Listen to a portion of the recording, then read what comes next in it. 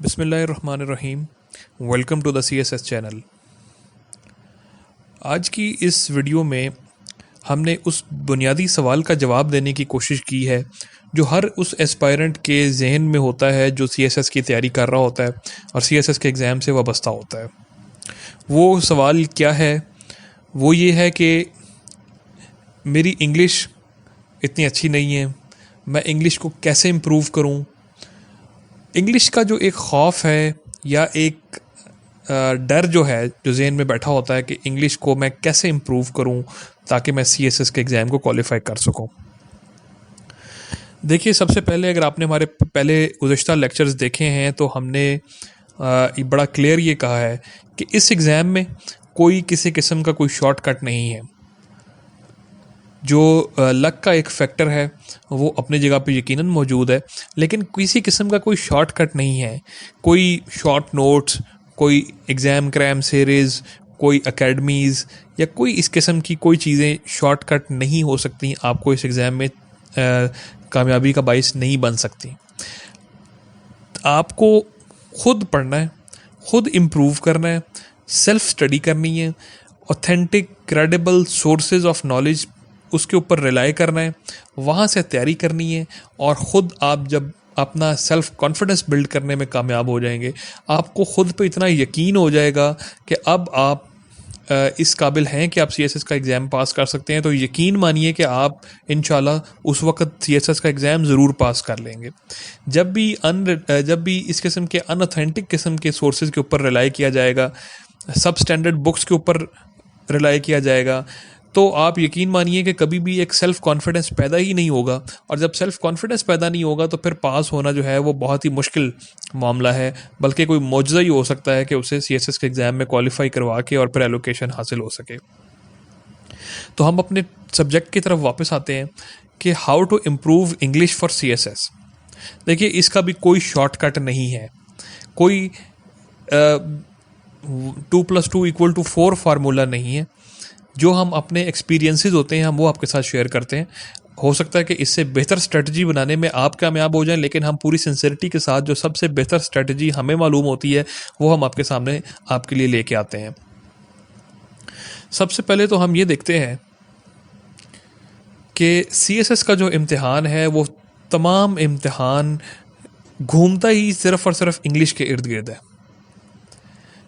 जैसे कि हमने अपने सेकंड वीडियो में हमने ये आपको बताया था कि जी उसके अंदर बेसिक्स क्या हैं, फिर उसकी अगली वीडियो में हमने आपको ये दिखाया था कि जी इसमें कौन कौन से सब्जेक्ट्स होते हैं, कंपलसरी होते हैं, इंग्लिश होते हैं और ऑप्शनल होते हैं।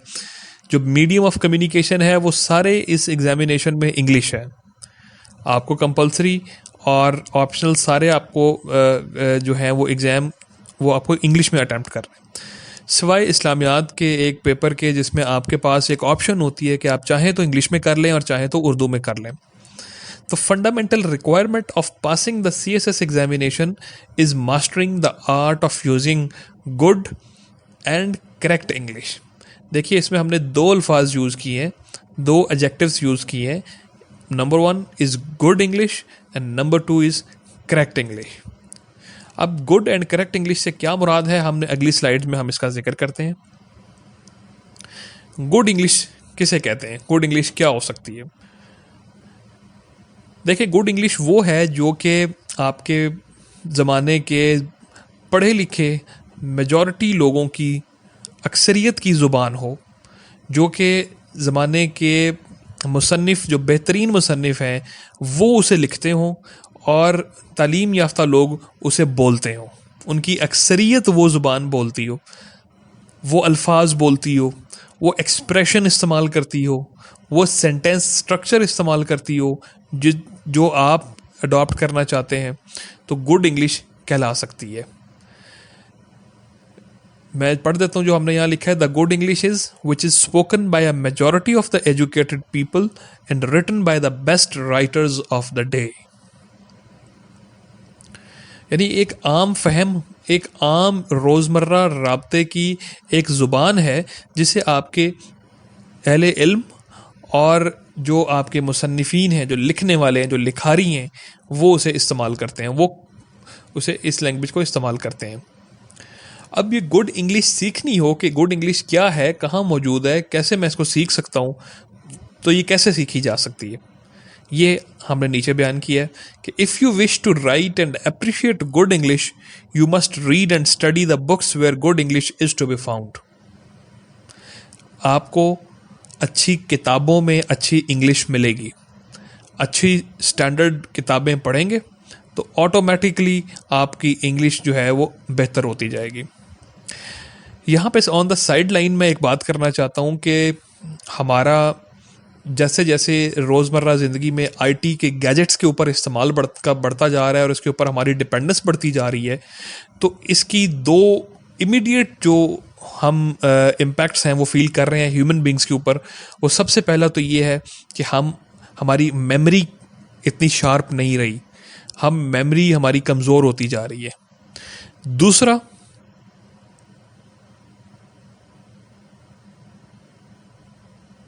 हमारा फोकस जो है वो अपना फोकस जो है हमारा वो लूज़ हो जाता है। हम अटेंशन पे नहीं कर सकते, हमारा स्पैन ऑफ अटेंशन कम हो गया है जिसके दौरान हम फोकस होके काम कर सकते हैं।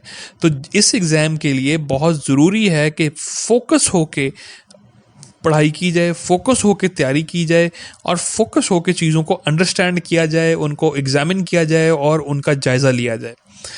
फोकस होके जब आप देखिए, जिस तरह हमने वीडियोस भी आपके साथ शेयर की हैं, इसके अंदर प्रेजेंटेशंस हमने जानबूझ के आपके सामने हम उनको इन राइटिंग लेके आ रहे हैं ताकि आप सुनने के साथ साथ आप उसको वर्ड टू वर्ड पढ़ें भी।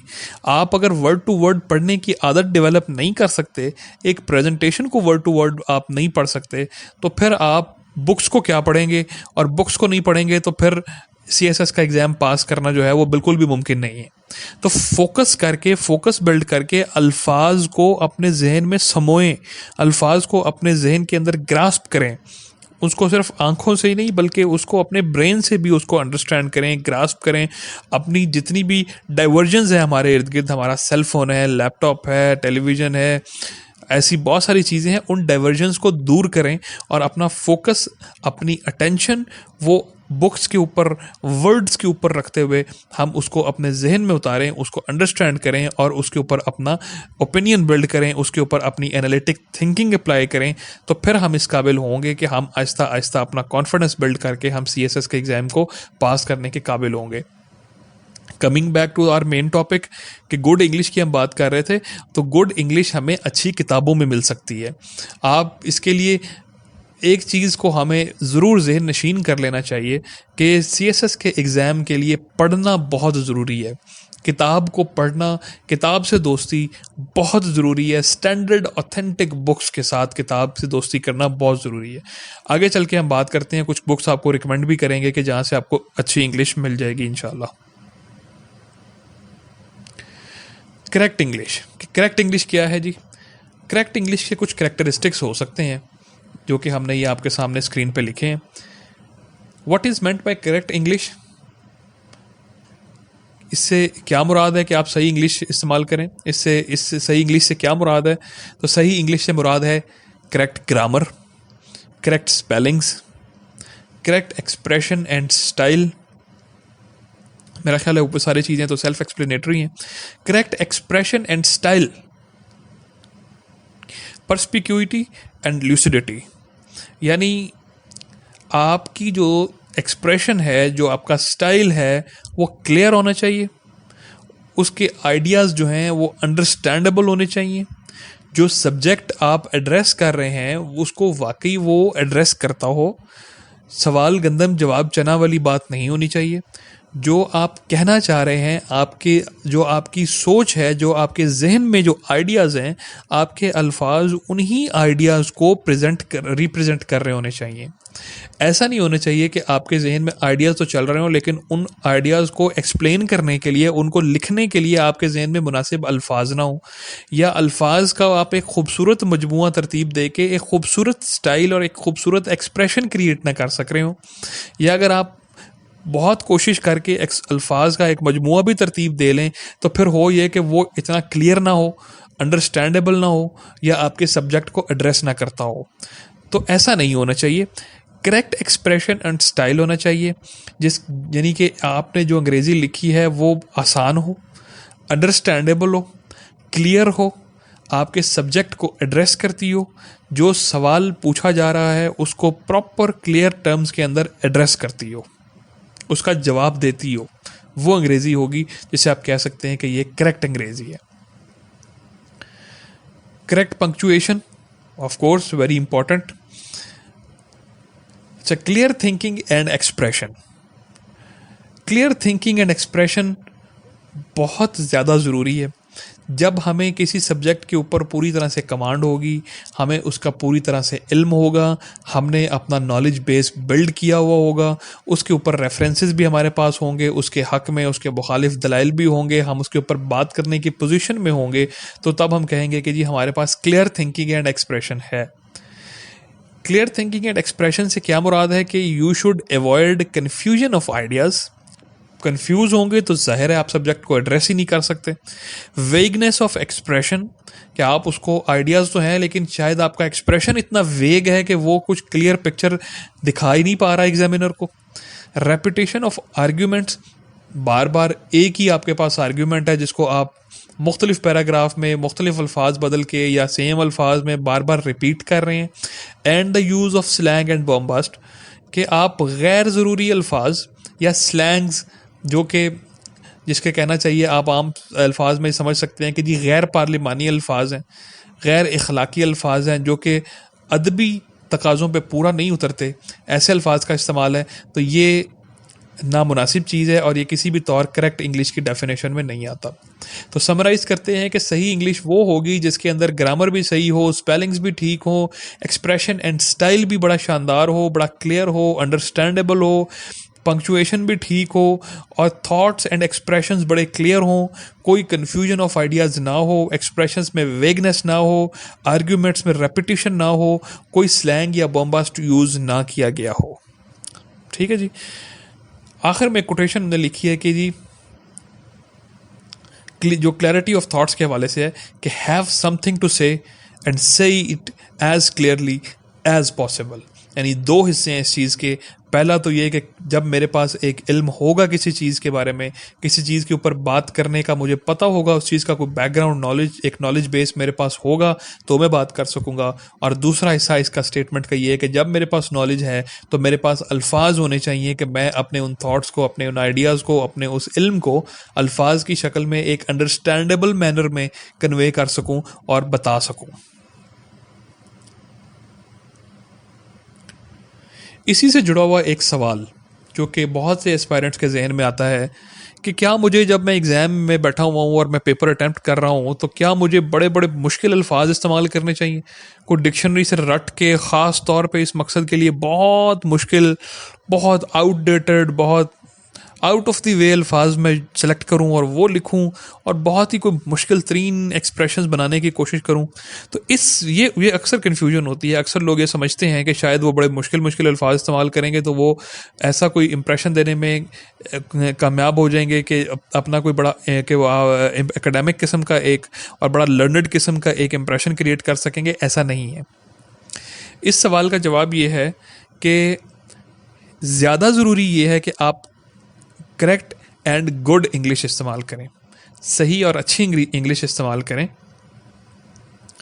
आपकी लैंग्वेज और एक्सप्रेशन ऐसे होने चाहिए कि उससे जो सब्जेक्ट है, जो टॉपिक है, वो एड्रेस हो रहा हो, जो सवाल एग्जामिनर पूछ रहा है उसको क्लियर अंडरस्टैंडेबल मैनर में कॉम्प्रिहेंसिवली आप बताने में कामयाब हो जाएं, अपना एक्सप्रेशन क्लियर करने में कामयाब हो जाएं। ये ज़रूरी चीज़ें हैं कि बुनियादी गलतियां ना हो इंग्लिश में। जो हमने अभी पिछली लास्ट स्लाइड में आपके सामने रखा है कि करेक्ट इंग्लिश से क्या मुराद है, वो उसके अंदर खूबियाँ पूरी हों और आप बड़े अच्छे तरीके से उस सवाल का जवाब देने में कामयाब हो जाएं जो एग्जामिनर आपसे पूछ रहा है। तो ये काफ़ी है कि आप CSS का एग्ज़ाम पास कर लें। इसके अलावा बहुत ही आर्टिस्टिक, बहुत ही कोई ज़बरदस्त किस्म के मुश्किल अल्फाज या मुश्किल चीज़ें या मुश्किल सेंटेंस स्ट्रक्चर या एक्सप्रेशंस लिखना ज़रूरी नहीं है। हाँ, अगर आप मौके की मुनासबत से वहाँ पे कोई ऐसे अल्फाज इस्तेमाल करते हैं, कोई बड़ी रिच वोकेबलरी का इजहार करते हैं जिसके लिए कोई वो उस सेंटेंस में जो नेचुरली फिट होते हैं, ऐसा नहीं कि आप कोई बहुत मुश्किल से, बहुत कोशिश से, आउट ऑफ द वे कुछ अल्फाज को जमा करके वहाँ पे ज़बरदस्ती लिखने की कोशिश करें जो कि क्लियरली नज़र आ जाएगा, वो नहीं। या कोई ऐसा सेंटेंस स्ट्रक्चर आप लिख देंगे जी जनाब, जिससे आप लिखने की कोशिश करें जिससे आपका वो पूरा सेंटेंस बेसिक ही गलत हो जाए, वो नहीं। हाँ, लेकिन आप कोई वैसे बड़ी नेचुरली जो आप जुमला लिख रहे हैं उसके अंदर कोई बड़ी अच्छे अल्फाज, जो रिच वोकेबलरी है, बड़ी अच्छे अल्फाज हैं, आप एक दो सिनोनिम्स लिख देते हैं उनके, आप कोई एंटोनिम्स यूज़ करते हैं, आप कोई इस तरह से ईडियम्स अगर लिख लेते हैं, कोई बड़ा अच्छा सेंटेंस स्ट्रक्चर को खूबसूरत कोई स्मार्ट सेंटेंसेस आप लिखते हैं, तो डेफिनेटली उसका अच्छा असर होगा। ये आप देखें ना, जैसे हमने लास्ट स्लाइड में कहा है कि गुड इंग्लिश की जब हमने बात की है, तो जब आप किताबें पढ़ेंगे तो आपको खुद अंदाज़ा होगा कि अच्छे अल्फाज, अच्छा सेंटेंस स्ट्रक्चर, अच्छा एक्सप्रेशन क्या होता है, और वो इट डज़ मैटर। बट अगर ये नहीं हो सकता, आप नहीं लिख सकते, वोकेबलरी बहुत शानदार नहीं है, सेंटेंस स्ट्रक्चर बहुत ज़्यादा आर्टिस्टिक, बहुत स्मार्ट नहीं है, तो इसकी कतन घबराने की या परेशान होने की कोई ज़रूरत नहीं है। आप सिंपल सादा इंग्लिश लिखिए, लेकिन सही इंग्लिश लिखिए, और जो एग्जामिनर पूछ रहा है उसे एड्रेस कीजिए, तो आपका एग्ज़ाम का मकसद पूरा हो जाएगा। जो बहुत मुश्किल अल्फाज हैं, बहुत आउट ऑफ द वे अल्फाज हैं, जो कि यूज़ ही नहीं होते, बहुत पुराने हैं, बहुत ही आउटडेटेड हो गए हैं, अब वो यूज़ इस्तेमाल में नहीं है, वो शायद किसी आप अहले ज़ुबान हैं जो अंग्रेज़ी के, उनको बताएं तो शायद वो भी उनको भी सुनने में मुश्किल पेश आए। तो ऐसे अल्फाज को लिखना, इस चीज़ को ज़हन में रखते हुए कि शायद एग्जामिनर को इम्प्रेस किया जा सकेगा, तो इसकी कोई ज़रूरत नहीं है, इसको अवॉइड करना चाहिए, ये रिकमेंडेड बिल्कुल भी नहीं है। ऐसे एक्सप्रेशंस जिसके अंदर मुश्किल अल्फाज और फ्रेजेस की भरमार हो, उनको भी हम रिकमेंड बिल्कुल नहीं करते। कोई बहुत ही लंबे अल्फाज, हाई साउंडिंग वर्ड्स, जिनकी इजीली एक सिंपल या फेमिलियर वर्ड्स की रिप्लेसमेंट अवेलेबल थी, उनकी जगह कोई बहुत ही लंबे चौड़े और मुश्किल अल्फाज को इस्तेमाल करना, जानबूझ के आप एक्सप्रेशन को मुश्किल बना देना और बहुत ही कोई उसको मतलब मुश्किल अल्फाज में पेश करना, ये किसी भी सूरत रिकमेंडेड नहीं है। अगेन समराइज़ करता हूँ कि क्या रिकमेंडेड है, ज़रूरी क्या है। ज़रूरी ये है कि आप सादा और सही इंग्लिश लिखें, और जो आपसे पूछा जा रहा है उसका वाज़े, क्लियर, अनएम्बिगुअस और साफ़ सुथरा जवाब देने में कामयाब हो जाएं। ये ज़्यादा ज़रूरी है बनिस्बत इसके कि अंग्रेज़ी को मुश्किल बना के पेश किया जाए। वोकेबलरी के बारे में एक प्रैक्टिकल रूल्स इसी बात से जुड़ा हुआ, वो हम आपके सामने रख रहे हैं कि prefer the familiar word to the far fetched, prefer the concrete word to the abstract, prefer the single word to the circumlocution and prefer the short word to the long। ये मेरा ख्याल में कि सेल्फ एक्सप्लेनेटरी हैं, इसको मुझे explain करने की ज़रूरत नहीं है, आप इसे ख़ुद पढ़ सकते हैं, इसे मतलब अखज़ कर सकते हैं। अच्छा जी, इसके बाद अब हम बात करते हैं, अपने तीसरे हिस्से में बात करते हैं कि जी इंग्लिश को इम्प्रूव करने के लिए क्या क्या हम स्टेप्स ले सकते हैं, क्या क्या स्ट्रेटजीज़ बना सकते हैं, क्या क्या कोशिशें कर सकते हैं अपनी इंग्लिश को इम्प्रूव करने के लिए। देखें, इंग्लिश को या किसी भी ज़ुबान को सीखने के लिए जो बुनियादी टेक्निक्स होती हैं वो 4 होती हैं। 2 टेक्निक्स इनमें से ऐसी होती हैं जिसको आप रिसेप्टिव कहते हैं और 2 को प्रोडक्टिव कहते हैं। रिसेप्टिव टेक्निक्स कौन सी हैं? वो है लिसनिंग और रीडिंग, और जो प्रोडक्टिव टेक्निक्स हैं वो क्या है? Writing and speaking. ये 4 टेक्निक्स हैं जिससे किसी भी ज़ुबान को आप सीख सकते हैं, और इसके अलावा शायद कोई 5वां तरीका तो मुश्किल है। लिसनिंग, CSS के पॉइंट ऑफ व्यू से मैं रिकमेंड करूँगा कि आप quality TV shows, documentaries, speeches, news, interviews, बड़ी अहम शख्सियात के, अहम लोगों के टेड टॉक्स ये सुने, ये देखें, रीडिंग करें, books, newspapers, magazines, articles, literature पढ़ें, फिक्शन पढ़ें, कुछ भी आप पढ़ना चाहें। देखें, CSS के साथ जब तक आप एग्ज़ाम तक जुड़े हुए हैं तब तक और उसके बाद भी एटलीस्ट किताबों के साथ अपना रिश्ता कायम रखिए। किताब पढ़ना, किताब को समझना, ये इस एग्ज़ाम की तैयारी का आप एक समझें कि एक लाजमी हिस्सा है। इससे बहुत ज़्यादा मदद मिलती है, ना सिर्फ लैंग्वेज सीखने में मदद मिलती है, बल्कि आपको वैसे आइडियाज़ जहन में जनरेट होते हैं, एक नॉलेज बेस बिल्ड होता है, रेफरेंसेस आपके जहन में आते हैं, आइडियाज़ को अप्रिशिएट करने का या क्रिटिसाइज़ करने का क्या तरीका हो सकता है, क्या उसके लिए टेक्निक हो सकती है, वो जहन में आती है। दूसरों के आइडियाज़ को सोच के उनको जहन में उनको पढ़ने के बाद आपके खुद के आइडियाज़ जनरेट होना शुरू होते हैं, चीज़ों को देखने के एंगल बिल्ड होते हैं, किस किस अंदाज में किस किस चीज़ को देखा जा सकता है, ये सब कुछ जहन में बिल्ड होता है। तो गर्ज़ ये कि बेशुमार फ़वाइद हैं, और वो सारे के सारे फ़वाइद ऐसे हैं जो कि CSS के एग्ज़ाम को पास करने के लिए प्री रिक्विजिट्स हैं। अगर वो सारी चीज़ें हमारे पास नहीं होती तो फिर CSS का एग्ज़ाम पास नहीं किया जा सकता। इसलिए बुक रीडिंग जो है वो हाईली रिकमेंडेड है। हम रिकमेंड करते हैं कि आप बुक्स ज़रूर पढ़ें। हमारी जो एक लास्ट वीडियो है, वीडियो नंबर 6 है, जिसके अंदर हमने कुछ बुक्स रिकमेंड की हैं आपके लिए कि आप ये बुक्स ज़रूर पढ़ें। उसमें एक लिस्ट ऑफ बुक्स है, वो आप ज़रूर देख लीजिएगा। उसमें से आप जो भी पढ़ सकें वो ज़रूर पढ़ें। हम तो रिकमेंड करेंगे कि सारी बुक्स पढ़ें, लेकिन जितनी पढ़ सकें मैक्सिमम वो कोशिश करें। इसके अलावा और भी जो अच्छी बुक्स हमें मिलेंगी तो हम वो भी आपके साथ ज़रूर शेयर करेंगे। आपको जो अच्छी बुक मिलती है वो आप खुद से वो उसको तलाश करें और ख़ुद उसको पढ़ें। प्रोडक्टिव टेक्निक में 2 चीज़ें हैं, राइटिंग और स्पीकिंग। राइटिंग की हमने जो है पहले भी अपने गुज़श्ता लेक्चर में ये बात कर चुके हैं कि आपने ये आदत बनानी है कि डेली प्रैक्टिस करें। ऐसे का आपकी तैयारी होगी ही तब, या बाकी सब्जेक्ट्स में भी, चूंकि आप देखें कि इंग्लिश में हर क्वेश्चन जो आप अटैम्प्ट कर रहे हैं बेसिकली वो एक छोटा सा एक ऐसे है। आपको डेली प्रैक्टिस अगर नहीं होगी लिखने की तो आप अपने आइडियाज़ को मुनासिब अल्फाज की शक्ल में कभी भी पेपर पे पेश नहीं कर सकते। डेली प्रैक्टिस, चाहे आप एक पैराग्राफ ही लिखें, चाहे आप एक 5, 7, 10 लाइनें ही लिखें, लेकिन डेली प्रैक्टिस लिखने की ज़रूर करें। ये बहुत रिकमेंडेड है, और इस चीज़ का अंदाज़ा आपको उस वक्त होगा जब आप एग्ज़ाम में पेपर में अपीयर हो रहे होंगे, आप बैठे होंगे, आपके हाथ में क्वेश्चन पेपर होगा, तो तब आपको अंदाज़ा होगा कि ये टिप कितनी शानदार और कितनी कीमती थी।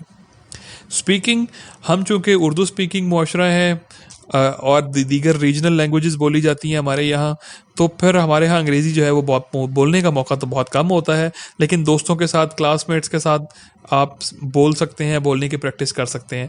या सबसे अच्छा शानदार तरीका ये है कि आजकल तो सारे स्मार्टफोन्स हैं, लैपटॉप्स हैं, आप ख़ुद किसी टॉपिक पे बात कीजिए, अपनी रिकॉर्डिंग कीजिए और अपनी रिकॉर्डिंग को सुनिए। आप ये खुद स्पीकिंग प्रैक्टिस कर सकते हैं। और ये स्पीकिंग प्रैक्टिस जब हम इंटरव्यूज़ के हवाले से वीडियोज़ बनाएंगे, आपको इंटरव्यू के हवाले से गाइड करेंगे या साइकोलॉजिकल के हवाले से गाइड करेंगे, तो ये हमारी एक बेसिक टेक्निक होगी जिसमें जिसके ऊपर हमारा बहुत एम्फेसिस होगा कि आप खुद को रिकॉर्ड करें, talk to yourself, record yourself and listen and evaluate to yourself. अच्छा जी, सेकंड हमारा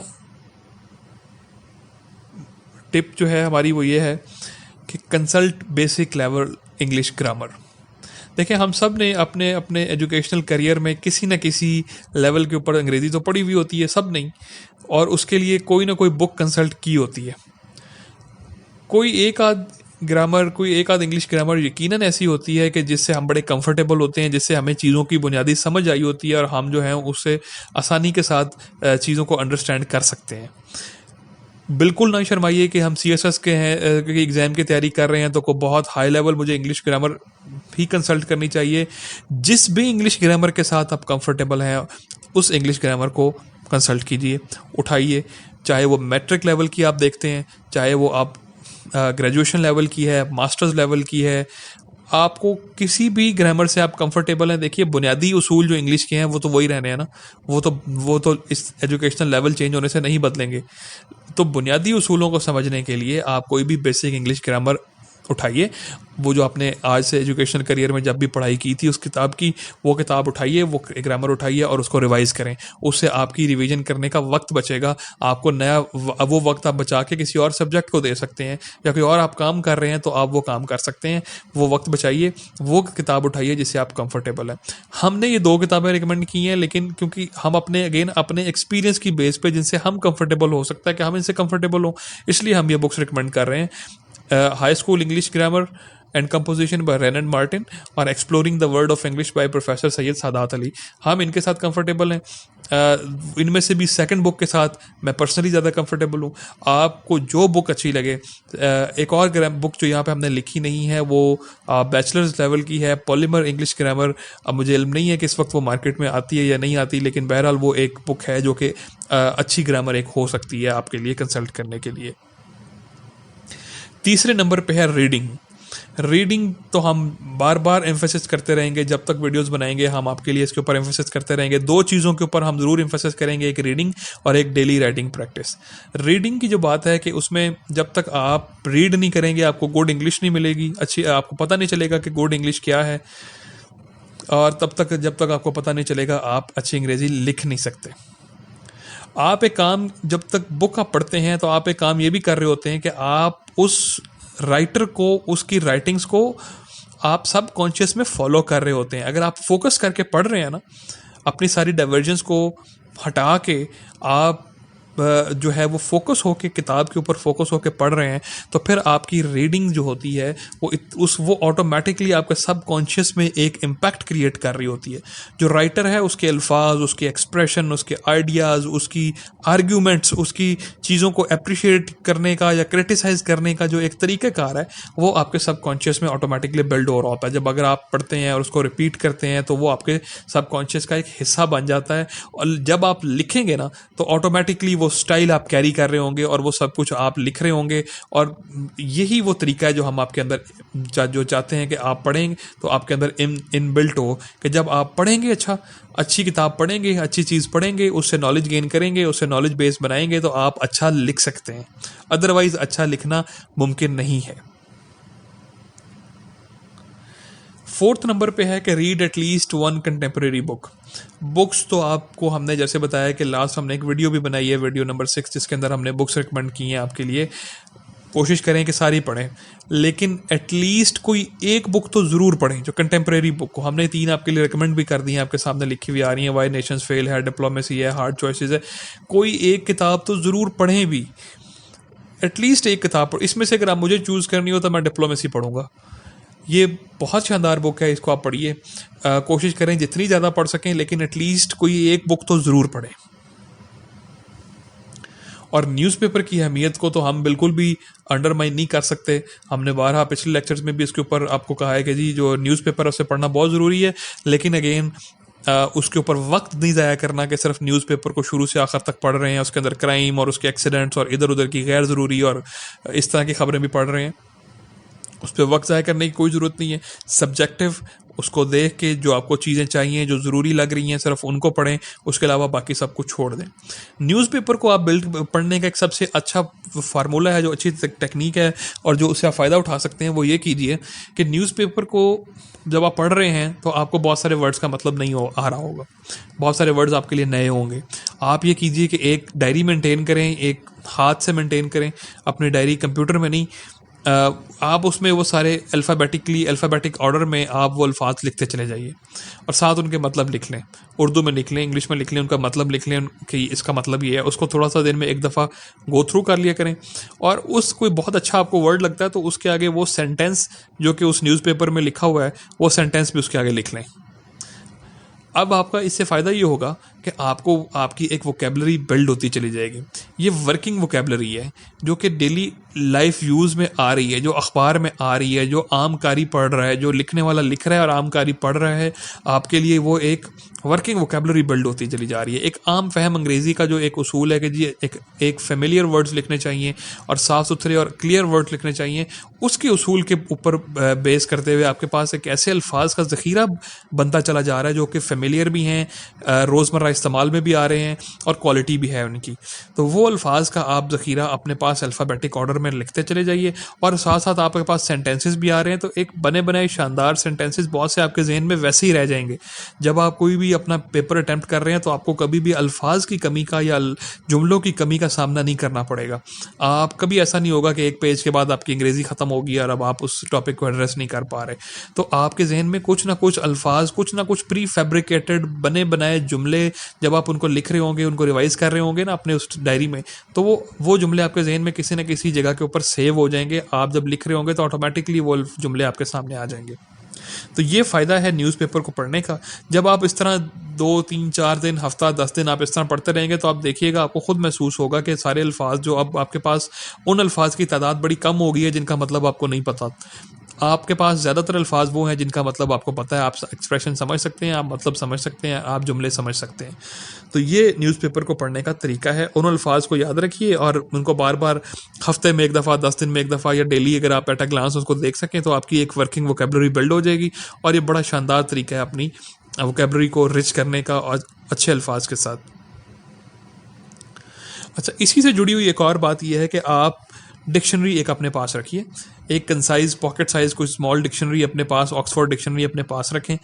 अब मुख्तलिफ अल्फ़ाबेट्स हैं जिनके ज़रिए से, कुछ अल्फ़ाबेट्स हैं जिनसे बहुत ज़्यादा अल्फाज शुरू होते हैं, बहुत ज़्यादा अल्फाज उन अल्फ़ाबेट, उन लेटर से शुरू होते हैं, और कुछ लेटर्स ऐसे होते हैं जिनसे कम अल्फ़ाबेट्स स्टार्ट होते हैं।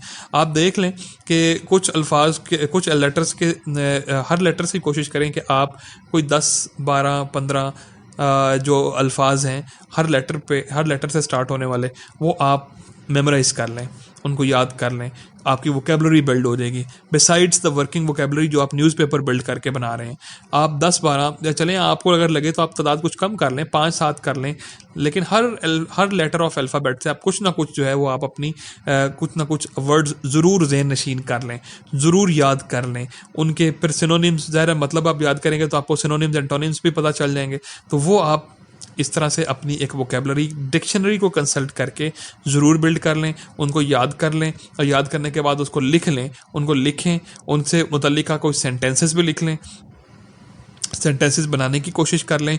ये अगेन, ये और पिछली जो न्यूज़पेपर पढ़ने वाली बात है, ये दोनों आपस में जुड़ी हुई, आपस में कनेक्टेड बातें हैं। तो डिक्शनरी को कंसल्ट करें, डिक्शनरी को कंसल्ट करने से आपकी वोकेबलरी बिल्ड हो जाएगी।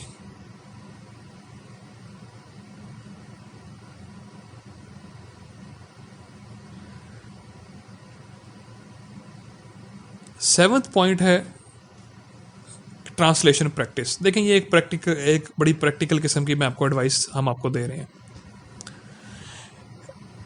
आप एक काम कीजिए कि किसी भी न्यूज़पेपर, कोई भी इंग्लिश आर्टिकल किसी भी न्यूज़पेपर से आप जो है वो मुंतखब कर लें।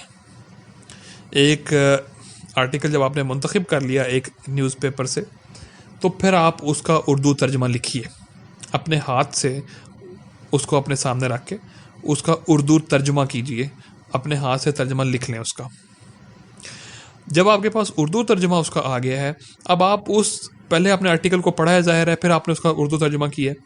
अब ये जो उर्दू तर्जुमा आपने किया है, इस उर्दू तर्जुमे को आप दोबारा से इंग्लिश में ट्रांसलेट कीजिए, खुद से इंग्लिश में ट्रांसलेट कीजिए, without consulting the original article. Original article को साइड पर रख दें और आप उस उर्दू का इंग्लिश तर्जुमा करें। जब आप उसका इंग्लिश तर्जुमा कर चुके हैं तो इसको ओरिजिनल ड्राफ्ट जो था, जो ओरिजिनल आर्टिकल था, उसके साथ कंपैरिजन करें। उसके साथ कंपैरिजन करें तो देखें कि जी अब वहाँ पे क्या अल्फाज इस्तेमाल किए हुए थे, क्या वोकेबलरी अल्फाज इस्तेमाल की हुई थी, जो सेंटेंस आपने लिखा है और जो सेंटेंस वहाँ लिखा हुआ था उसमें क्या उसमें डिफरेंस है, क्या सिमिलैरिटी है। और उसको अपने जो वर्क है, जो अपनी ट्रांसलेशन है, उसको उस ओरिजिनल आर्टिकल के करीब तर, उसके करीब तरीन लेके जाने की कोशिश कीजिए, इम्प्रूव कीजिए उसमें। फिर वोकेबलरी और सेंटेंस स्ट्रक्चर उसके मुताबिक बनाइए जैसा वो था, उसको फिर प्रैक्टिस कीजिए जब तक कि आप ओरिजिनल आर्टिकल के बहुत करीब ना पहुंच जाए। ये प्रैक्टिस आप 2 3 4 5 मुख्तलिफ आर्टिकल्स के साथ कीजिए, आप ऑटोमेटिकली फील करेंगे कि आपका एक्सप्रेशन, आपकी राइटिंग, आपका स्टाइल बहुत बेहतर हो चुका है। ये आर्टिकल चाहे आप किसी न्यूज़पेपर से ले लें, चाहे किसी स्टैंडर्ड बुक से ले लें, किसी भी जगह से आप ले सकते हैं। इस तरह की थोड़ी सी प्रैक्टिस करके आप अपना इंग्लिश राइटिंग का जो अपना आपका जो स्टाइल है या एक्सप्रेशन है, वो आप बहुत शानदार कर सकते हैं, बहुत ज़बरदस्त तरीके से उसको इम्प्रूव कर सकते हैं और बहुत जल्दी इम्प्रूव किया जा सकता है इसको। कीप अ डायरी, अगेन ये वही बात है कि आप अपने पास जो एक ज़ख़ीरा अल्फाज हैं उनका एक आपने वर्ड बैंक आपने एक अपने पास बना के रखें, सेंटेंसेस उसके साथ बना के रखें, और डेली का एक एटलीस्ट जो हमने पैराग्राफ का है वो आप बना के रखें, जो उसको वो उसमें वो लिखें।